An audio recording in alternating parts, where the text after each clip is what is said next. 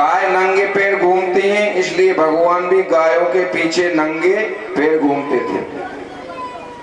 एक दिन नारद जी कंस के पास जाते हैं और कहने लगे, अरे कंस, ये कृष्ण यशोदाया सुताम कन्याम देविका कृष्णमेव च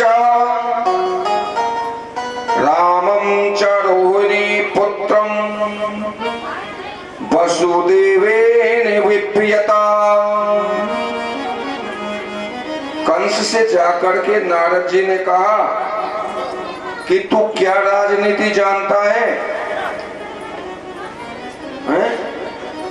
राजनीति तो वो है कि शत्रु के घर में आज क्या हो रहा है, इसका भी ज्ञान होना चाहिए।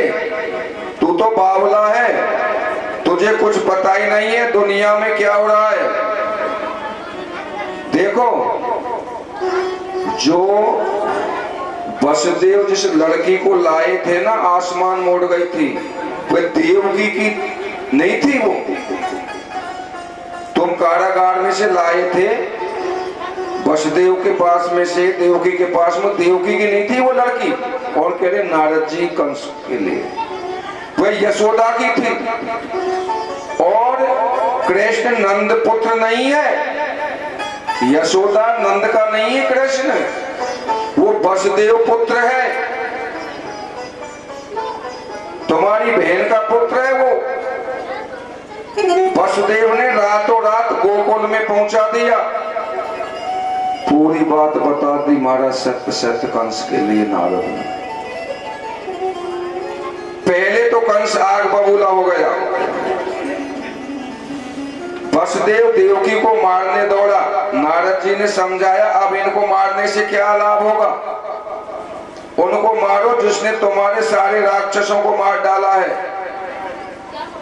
इसके बाद कंस ने वसुदेव देवकी को हथकड़ी बेड़ी लगाकर जेल में डाल दिया।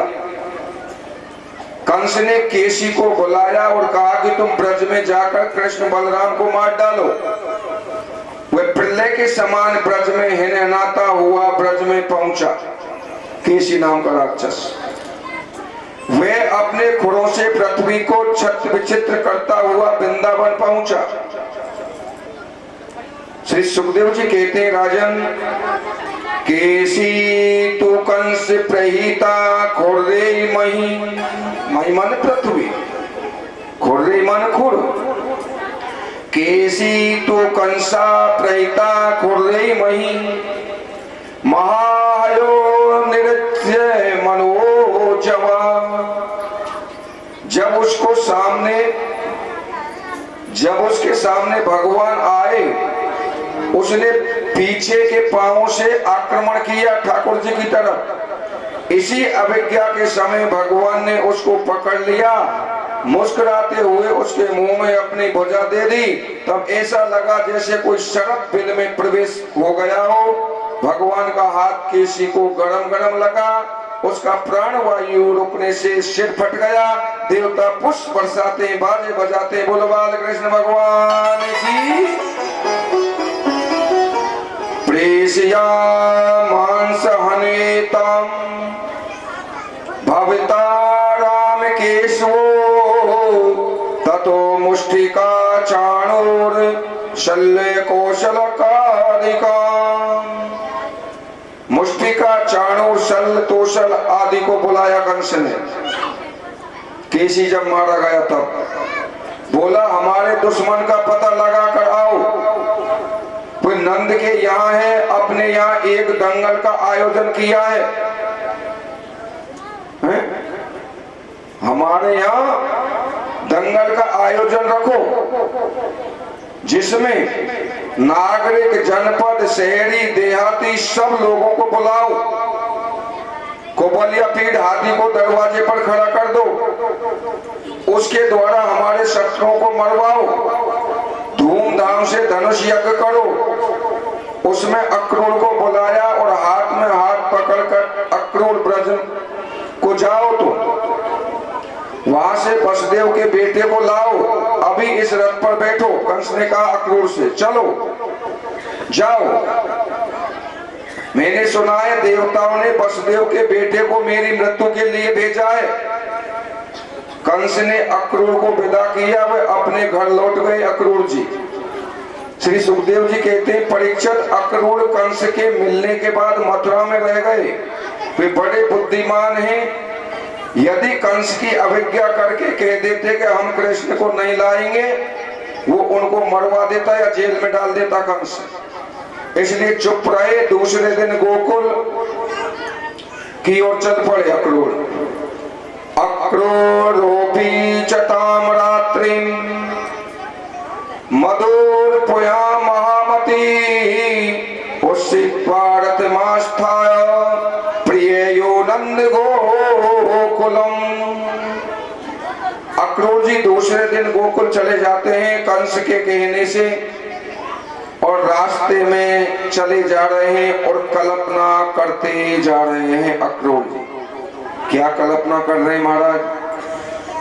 कि आज मैं उन चरणों का दर्शन करूंगा जिन चरणों के जल को भगवान शंकर आपके सिर पर रखते हैं, जिन चरणों के नखों का प्रकाश भक्तों के हृदय का अंधकार मिटा देता है। आज मैं उन्हीं चरणों का दर्शन करूंगा। कंस मेरा बड़ा हितैषी है जो मुझे ठाकुर के पास भेज रहा है। जब मैं प्रणाम करूंगा मुझसे चाचा जी कह करके अपने गले लगाएंगे। जिस समय मेरे सिर पर हाथ रखेंगे मेरे सारे दोष नष्ट हो जाएंगे। ऐसी अक्रूर कल्पना कर रहा है। अक्रूर जी जब गोकुल के किनारे पहुंचे तो कन्हैया गाय चरा रहे थे, और गाय चरा के लौट रहे थे। नंगे पैर थे कन्हैया, धूली में चरणों का चिन्ह बना हुआ था। कन्हैया के बलराम के चरणों के चिन्ह बने हुए थे धूली में, नंगे पैर थे। इसलिए अक्रूर जी ने उन चिन्हों को देखा, कन्हैया के बलराम के को, तो अक्रूर जी उन चरण चिन्हों में लोट-पोट हो गए। ये धूली धन्य है। इन कल परसों कहा था न कि धन्यम वृंदावनम ते भक्ति नृत्यति यत्र चाह, कि वृंदावन की भूमि धन्य है जहाँ भागवत कथा होती है, सत्संग होता है, राम कथा होती है, भक्तजन आसन लगा के भजन करते हैं, वो धरती धन्य हो जाती है। ये धूली धन्य है जहाँ ठाकुर के चरण पड़े, संतों के जहाँ चरण पड़ जाएं तो तीर्थ हो जाते हैं। जहाँ साक्षात नारायण के चरण पड़े तो फिर वहां के कहना ही क्या है। वहां का रथ से उतरकर ठाकुर के चरणों में गिर पड़े। जब बलराम और कृष्ण आगे मिले तो अक्रूर जी रथ से उतरकर कन्हैया के बलराम के चरणों में गिर गए। दोनों भाइयों ने एक एक हाथ पकड़ करके और अक्रूर को उठा लिया, उनका स्वागत सत्कार किया। वैसे ही मिले जैसे सोच रहे थे मन में। फिर कन्हैया ने पूछा, चाचा जी आपका कैसे आगमन हुआ? बोले, प्रभु आपको मारना चाहता है। कौन? कंस, और बहाना धनुष यज्ञ का है। ठाकुर ने कहा, चाचा जी बाबा को मत बता देना, आप तो यही कह दो मामा जी यज्ञ दिखाने बुला रहे हैं। चाचा को ये मत कहना कि मड़वा ने बुला रहा ना, तो यज्ञ देखने के लिए बुलाया है, हम अवश्य चलेंगे। कंस को मार करके पृथ्वी पर दुष्टों का भार बहुत बढ़ गया है। कंस को मार करके पृथ्वी पर दुष्टों का भार उतारना है।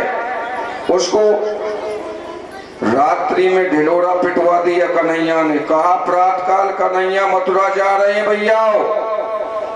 ऐसा सुनकर गोपांगनाओं के मानो प्राण ही निकल गए। ग्वाल बाल बड़े खुश हैं क्योंकि साथ जाएंगे ना। प्रातः काल जब चलने को तैयार हुए, यशोदा मैया के चरणों में ठाकुर ने जब प्रणाम किया माता का हृदय पिघल गया, एकदम छाती से लगाकर रो पड़ी। अरे मेरे कन्हैया, अरे मेरे बेटे, मैं तेरे वियोग में कैसे जीवित रहूंगी? जैसे पानी के बिना मछली जीवित नहीं रह सकती, मैं भी तेरे बिना चैन से नहीं रहूंगी। अक्रूर कंस से कह दो, कौन के लिए? माँ यशोदा। अक्रूर कंस से कह दो मेरी 9 लाख गाय ले जाए, मेरा कोष खजाना ले जाए, उबलते तेल में मुझे खड़ा कर दे। जब तक जीवित रहूंगी तब तक आपकी हां नहीं करूंगी। मेरा कन्हैया मेरी आंखों का ओझल ना हो, ये मेरे जिगर का टुकड़ा है, मेरा जीवन धन है। मैं झोली पसार कर भीख मांगती हूँ, मेरे कृष्ण को कोई रोक लो ये मथुरा से जाने से, मेरे कृष्ण को कोई रोक ले मथुरा जाने से। नंद बाबा बोले साथ में जा रहा हूं, आप चिंता मत करो, वापस ले आऊंगा, रोना नहीं चाहिए। देखो कंस ने बुलाया है, नहीं जाएंगे तो उसका क्रोध और बढ़ जाएगा। भगवान कृष्ण जब रथ पर बैठे तो गोपियां वहां आ गई, उनकी लंबी लंबी सांसें चलने लगी, उनका मुंह मुरझा गया, प्रेय कातर हो गई। वे ब्रह्मा जी पर कटाक्ष करने लगे, विधाता तुम बड़े निर्दयी हो, हमारे साथ बच्चों जैसी खिलवाड़ करते हो। पहले तुमने हमें मुकुंद का कुंदवत हर्ष मुखयुक्त मुखार दिखलाया, किंतु अब हमारी आंखों से ओझल कर रहे हो, तुम बड़े क्रूर हो, अपनी क्रूरता छिपाने के लिए अक्रूर का नाम धारण करके आए हो। अरे हम लोगों को कोई आश्वासन दिए बिना हमारे प्यारे को लिए जा रहा है, ये बड़ा कठोर है। ये ग्वाले भी बड़े मदान्ध हो गए हैं, कहते हैं जल्दी चलो। गोपियों ने कहा कि हम आगे बढ़कर श्री कृष्ण को रोक लेंगे, हाय हाय उनके बिना हम कैसे जीवेंगी। जब वे बांसुरी बजाते प्रेम भरी मुस्कान युक्त कटाक्ष निरीक्षण से हमको जब देखते हैं, उस पर हमारी क्या दशा होती है। एवं ब्रह्माण ब्रातुरा वृषम ब्रज स्त्रिया कृष्ण विषक्त मानसा। गोपियां लज्जा छोड़कर रथ के पहिए को पकड़ लेती हैं, सामने लेट जाती हैं, गोविंद दामोदर माधव नाम ले लेकर रोती जा रही हैं। जब कृष्ण ने सबको समझा बुझा कर कहा मैं जल्दी आ जाऊंगा, तब तक आप धैर्य धारण करो। सबको हटा करके अक्रूर को इशारा किया, रथ तेज गति से चलने लगा। जब तक रथ की धूली देखती रही, गोपी वहीं खड़ी रही। ऐसा लग रहा मानो उनकी आत्मा कृष्ण का पीछा कर रही हो। उसके बाद जब धूली दिखती बंद हो गई, वे निराश होकर के लौट आई। हजारों गायें पीछे होली। गाय इस प्रकार रोती हैं जैसे बछड़े के गुम हो जाने पर। वाह वाह, क्योंकि भगवान सबकी आत्मा है, उनको पराया मत समझो। पराये की प्रीत थोड़े दिन रहती है, आत्मा की प्रीति कभी खत्म नहीं होती। भगवान को अपनी आत्मा से भी भिन्न नहीं समझना चाहिए। आत्मा और कृष्ण अलग नहीं है। जैसे जल और तरंग अलग अलग नहीं है, वैसे आत्मा और परमात्मा अलग नहीं है। ये दोनों एक ही तत्व हैं और वही अपना सहायक है।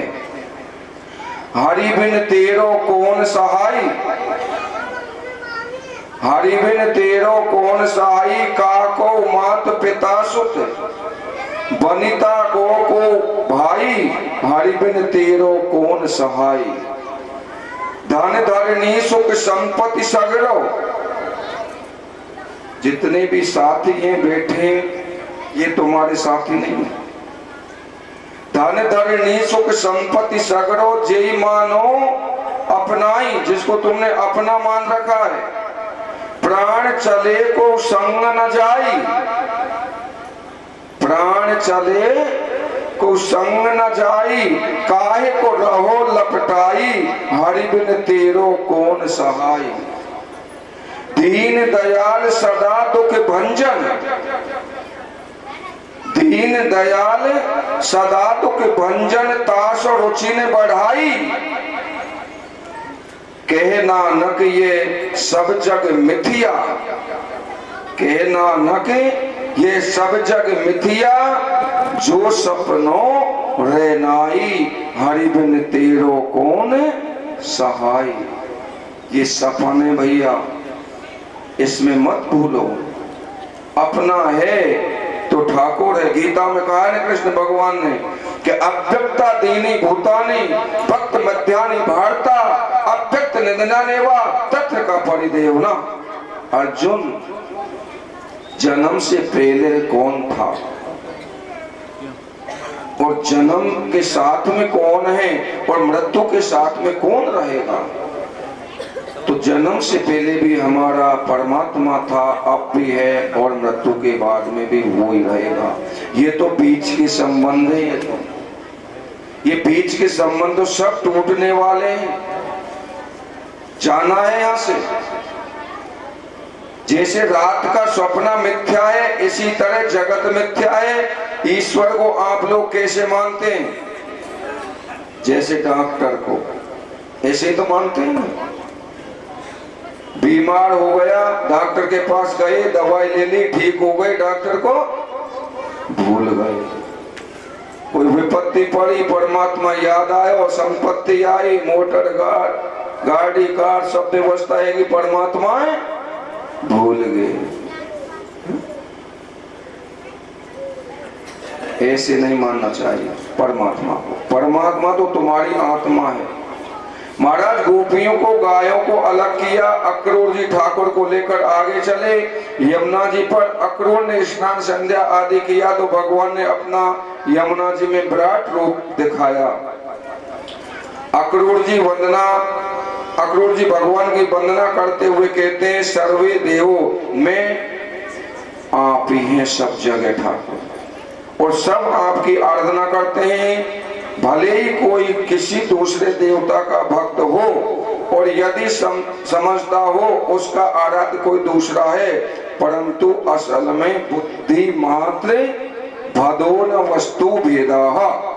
चाहे तुम प्रेत की सेवा करो, चाहे भूत की सेवा करो, भेड़ों जी की करो, कुछ भी करो, लेकिन कर तुम परमात्मा की रहे हो। परमात्मा उससे अलग नहीं है। उसने बुद्धि मात्र का भेद है, मात्र बस। अक्रूर जी जान गए कृष्ण साक्षात विष्णु का अवतार है। उन्होंने प्रणाम किया, प्रभु आप ही बने हैं, नरसिंह बने हैं, अब कृष्ण बन के आ गए हैं, आपकी जय हो। अक्रूर जी स्नान करके लौट आए, रथ पर बैठे। ठाकुर ने पूछा, चाचा जी क्या देखा जल में तुमने? बोले, प्रभु आपको छोड़कर क्या देखूंगा, सारा जगत ही आपका रूप है। हमने ये बात कल परसों ही बताई थी। जय देखो, जादूगर से आई हुई मूर्ति, जयपुर से आई हुई मूर्ति, ध्यान से सुनना, जयपुर सिकंदरा देवसा से आई हुई मूर्ति, लाई हुई मूर्ति, यूं कहो, मंदिर में पधार दी जाती है ना, और उसे भगवान मान लेते हैं। लेकिन परमात्मा इस शरीर को बना के, परमात्मा इस शरीर को बना के इसमें प्रवेश कर जाता है। इनको हम परमात्मा नहीं मानते, इनसे द्वेष करते हैं हम। जयपुर से लाई हुई मूर्ति की तो सेवा करते हैं, और जिसने परमात्मा ने ये मूर्ति बनाई है, इनमें ही परमात्मा प्रवेश कर गया, इस मूर्ति में ही। क्यों गीता में कहा है ना, ममे वांसो जीव लोके जीव भूता सनातना, मैं सग में बैठा हूं और हम इनसे द्वेष करते हैं। ये वेद का मंत्र कौन सा? तदे दृष्टवा तदेवान प्राविशत। परमात्मा ने ये चलती फिरती मूर्ति बनाई है और इनमें ही प्रवेश कर गए, इनसे हम द्वेष करते हैं। इसमें परमात्मा प्रवेश कर गया तो ये कारीगर मूर्ति बनाता है और उसे हम भगवान मान लेते हैं जो कारीगर ने बनाई है उसको। स्वयं परमात्मा ने ये मूर्तियां बनाई है, बैठी है जो चलती फिरती खाती पीती, इनको हम भगवान नहीं मानते, इनकी हम सेवा नहीं करते। ये हमारी बुद्धि की बहुत बड़ी कमजोरी है। जब तक प्राणी मात्र में परमात्मा नजर नहीं आएगा तब तक तुम्हारी भक्ति अधूरी है, साधना अधूरी है, तुम्हारा ज्ञान अधूरा है। एता वता। कन्हैया नंद बाबा के साथ मथुरा जाते हैं, मथुरा से बाहर ही एक बाग में ठहर जाते हैं। अक्रूर जी को विदा किया, तुम जाओ तुम्हारे घर। कन्हैया ने बाबा से कहा हम थोड़ा मथुरा में घूमाएं बाबा। बाबा ने कहा लाला किसी से झगड़ा नहीं करना, ये अपना गांव नहीं है। ग्वाल बालों के सहित जब कृष्ण ने मथुरा में प्रवेश किया, रास्ते में एक धोबी कपड़े धो रहा था। भगवान कृष्ण ने कहा मामा जी ये कपड़े हमारे साथियों को दे दो, क्योंकि गांव के जो होते हैं चाहे कोई जाति हो, मामा ही कहते हैं उनसे। तो मथुरा का था धोबी, बोले मामा जी ये कपड़े हमारे साथियों को दे दो, इनके कपड़े गंदे हो रहे हैं। धोबी कहता है तुम्हारे बाप ने भी पहने हैं कैसे कपड़े, पता नहीं है महाराज कंस के कपड़े भागते हैं या नहीं। अभी पुलिस वालों को बुला करके तुम्हें बंधन में डलवा दिया जाएगा। बलदेव जी ने कहा मार दो कन्हैया दो हाथ। महाराज कन्हैया ने एक ऐसा झापट मारा कि सिर धड़ से अलग हो गया। धोबी के मर जाने पर ग्वाल बालों ने वस्त्रों को पहन लिया। अब पहन तो लिया वस्त्रों को, लेकिन कोई के हाथ में पड़े, किसी के पैरों में पड़े, और महाराज जब चल रहे हैं तो सड़क झाड़ते हुए जा रहे हैं। परस्पर बड़ा विनोद हो रहा है। आगे एक दर्जी ने कपड़ों को काट छांट करके सही किया, ग्वाल बालों ने पहना, कन्हैया ने उसे भक्ति का वर दिया। ठाकुर राजमार्ग पर पहुंचे। एक कुब्जा नाम की दासी कंस के लिए चंदन अंगराग लिए जा रही थी। कन्हैया उसे चंदन मांगते हैं, उसने दोनों भाइयों के अंगराग चंदन लगाया तो ठाकुर ने उसकी ठोड़ी के नीचे हाथ लगा करके ऐसा झटका मारा वह एकदम सीधी हो गई। उसके सारे शरीर में सुगंधी भर गई। अंत वो कहती है मेरे घर चलो कन्हैया। कन्हैया ने कहा मैं थोड़ी देर के लिए तुम्हारे घर अवश्य आऊंगा। इसका संकेत क्या है? कुब्जा जो सीधी करी इसका संकेत क्या है? मैंने कहा था ना कल परसों कि जितनी भी भगवान की कथा है वो आध्यात्मिक से जुड़ के चलेंगी। कुब्जा को सीधी किया इसका संकेत क्या है? हमारी बुद्धि में भी जो पाप का कुंवर है, हमारी बुद्धि में जो पाप का कुंवर है वह तभी मिटेगा जब हम अपनी वस्तु को भगवान को दे दें या उनके काम में लगा दें तो जीवन सार्थक हो जाए। आगे एक सुदामा नाम के माली ने ठाकुर को मालाएं पहनाई। उससे कहा वर मांगो। माली ने कहा प्रभु 3 चीज दे दो। कौन कौन सी? अपने भक्तों का संग, जीव मात्र पर दया और अपनी प्रेमा भक्ति। ये सब शास्त्रों का सार है। दुनिया में सबसे बड़ा कोई धर्म नहीं है, दुनिया में इससे बड़ा कोई धर्म नहीं है। ऊपर के चिन्ह तुम धारण किए रहो, खूब माला पहन लो। 3 चीज बताई ना भी, तेरे भक्तों का संग, जीव मात्र पर दया है और अपनी प्रेमा भक्ति।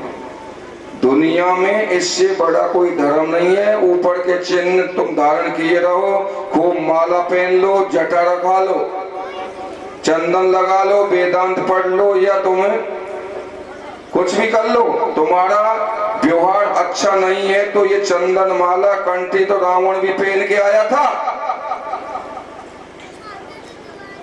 उसने भी वेदांत पढ़ा था रावण ने भी, लेकिन सीता को हरण करके ले गया। तो बाहर के चिन्ह तुमने धारण कर लिए और अंदर वो चीज नहीं है। बाहर के चिन्ह तुम्हें भगवान से नहीं मिला सकते। तो भगवान को देख करके स्त्री पुरुष बड़े प्रसन्न हो रहे हैं। खेल खेल में ग्वाल बालों के साथ वहां पहुंचे जहां धनुष यज्ञ हो रहा है। उसे खेलते खेलते उठाकर तोड़ दिया। कंस के अनुचर आए, उनको मार दिया। धनुषो भज्ये मानस्य शब्दाखम रोदसीदसा पूर्यामास यं श्रुत्वा कंसस्तास्मुपागमत्। धनुष के टूटने पर मथुरा में ऐसा भयानक वातावरण बना दिया, किसी को कुछ बोलने की हिम्मत ही नहीं पड़े। जब रक्षक सामने आए, बलराम कृष्ण ने टूटे हुए धनुष का एक एक टुकड़ा हाथ में ले लिया। उससे 14,000 सैनिकों को मार पीट कर नष्ट कर दिया। यह सुनकर कंस का दिल धड़कने लगा। ठाकुर वापस आते हैं, रात्रि में विश्राम किया। प्रातः काल कंस ने मल्ल युद्ध का आयोजन रखा। धनुष तो टूट ही गया था। कुबलिया पीड़ एक हाथी था कंस के पास, वह बड़ा बलवान था। उसे शराब पिला के सारथी लेकर के खड़ा है। कंस ने कह रखा था जैसे ही दरवाजे के अंदर कृष्ण आए तो उसे हाथी से मरवा दो। लेकिन परमात्मा को कौन मारेगा? कन्हैया 11 वर्ष के थे जब कृष्ण ने सुना दंगल प्रारंभ होने वाला है, नगाड़े बज रहे हैं, बलराम कृष्ण दोनों आए। पहलवान ने हाथी को दरवाजे पर खड़ा रखा है, अंदर जाने नहीं दे रहा है। भगवान ने कहा हमें रास्ता दे दो,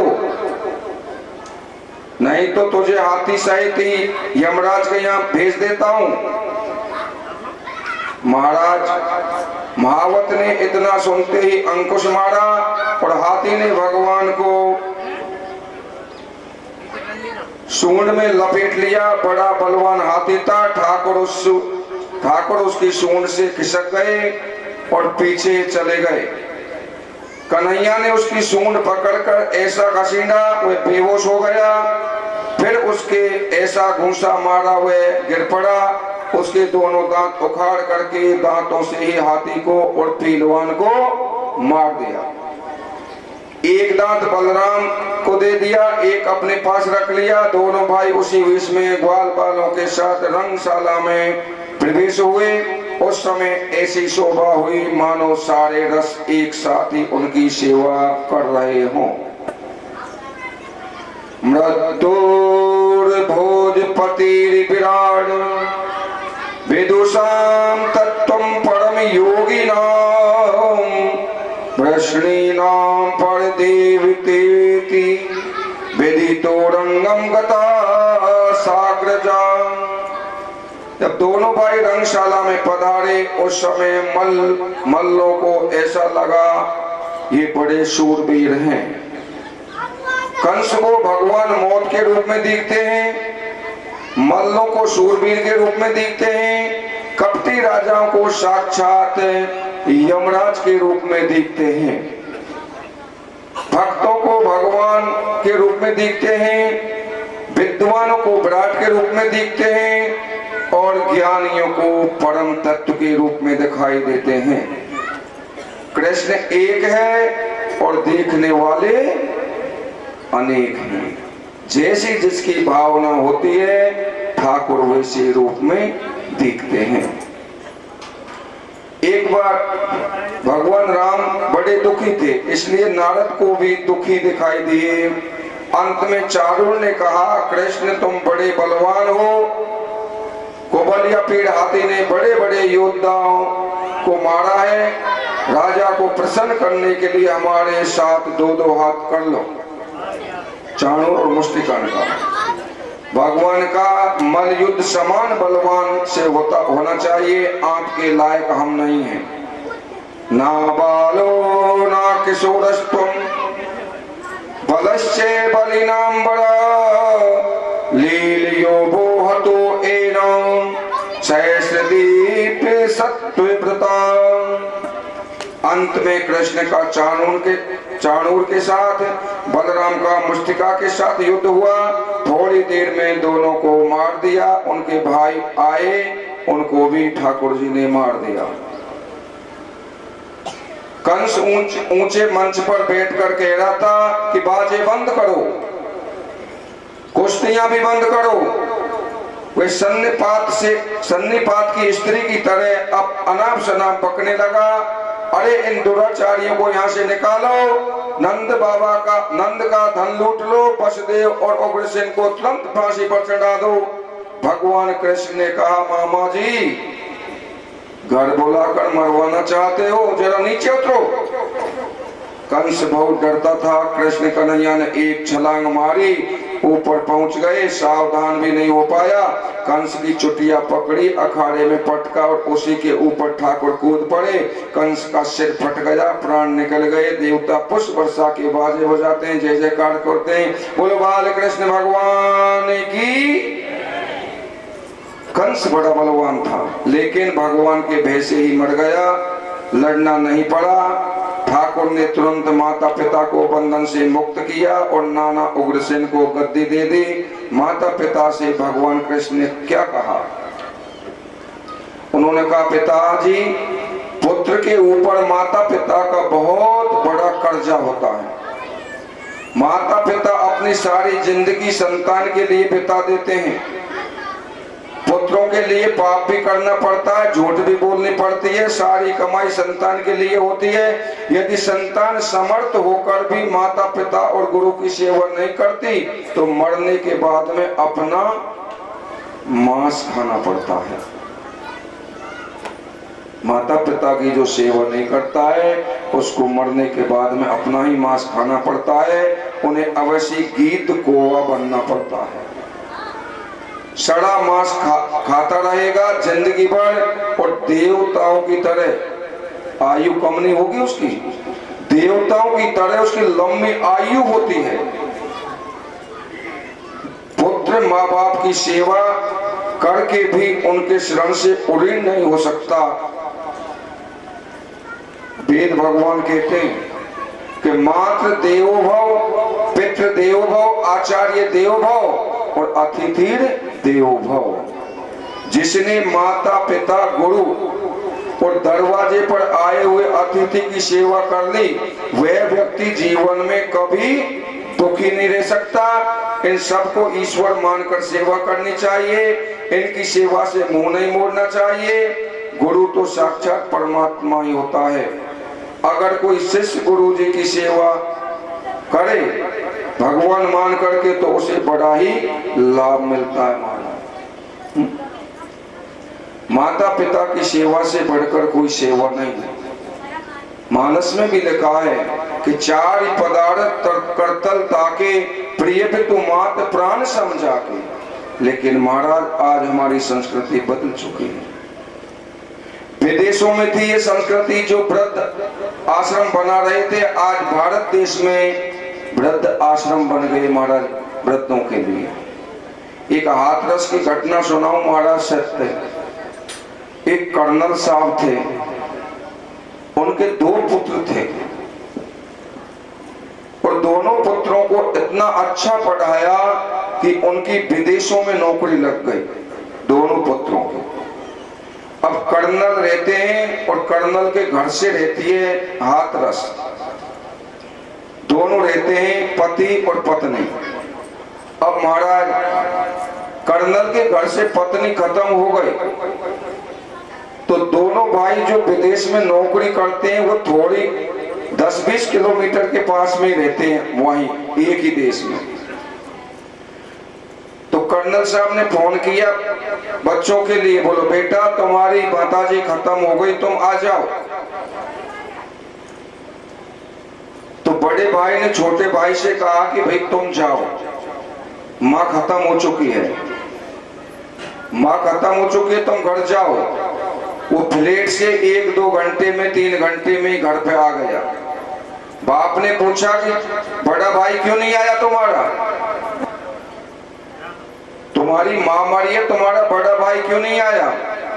बोलो पिताजी उसने ये कहा है कि माँ अब खत्म हुई है, उसका दाह संस्कार तो तुम करके आ जाओ, और पिताजी मरेंगे उसको दाह संस्कार मैं करके आ जाऊं।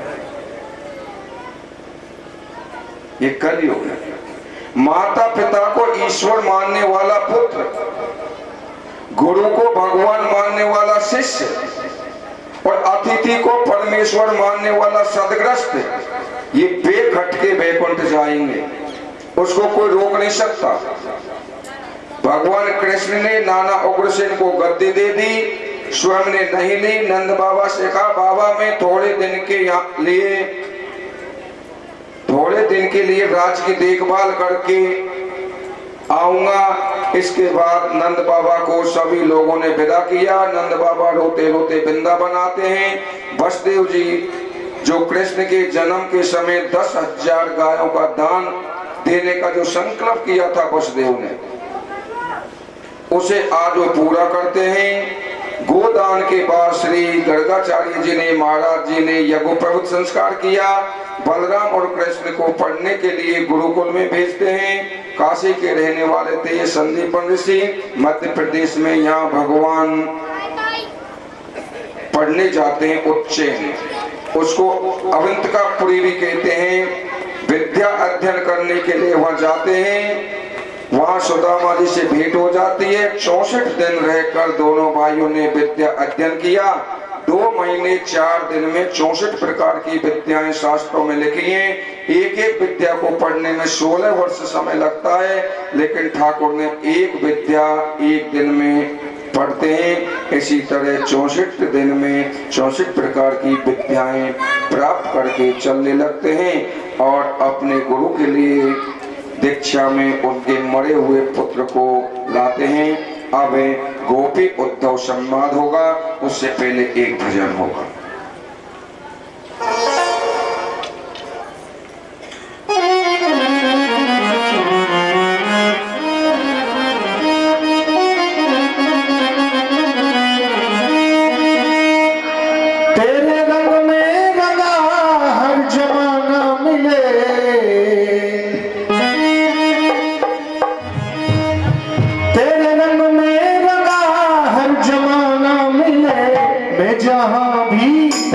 मैं जहाँ भी रहूं बरसाना मिले, मैं जहाँ बरसाना मिले।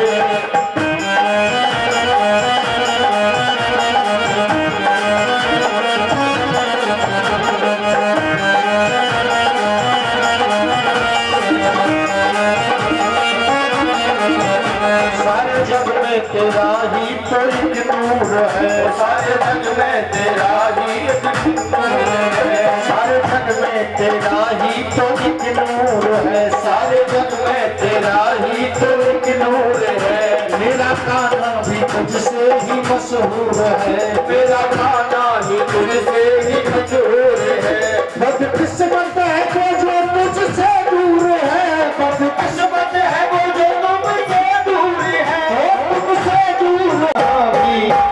मैं जहाँ भी रहूं बरसाना मिले, सबरिया ऐसी तार सुरा, सबरिया ऐसी तार